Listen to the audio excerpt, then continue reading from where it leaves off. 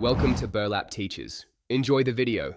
In this video, I will explain how to remove an Audi S4 door panel. First, let's gather our tools. You'll need a plastic trim removal tool to prevent scratching, along with a Phillips head screwdriver. It's also a good idea to have some replacement door panel clips ready, as they can sometimes break during the process.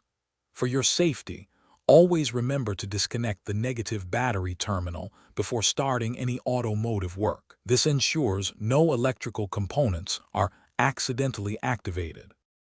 Now, let's begin by removing the decorative trim strip.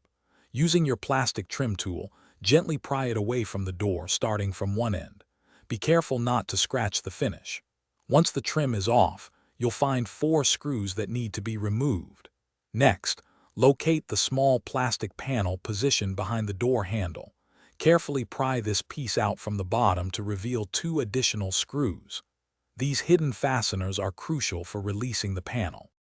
With the trim and handle screws addressed, look for one final screw located at the very bottom center of the door panel.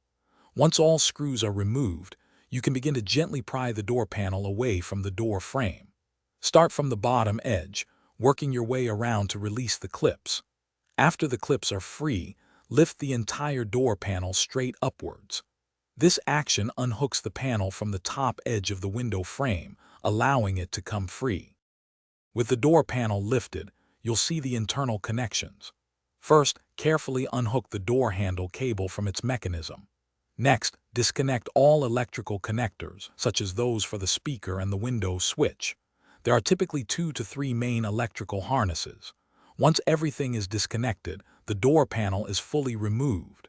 Reinstallation is simply the reverse of these steps, ensuring all clips align and screws are tightened for a secure fit.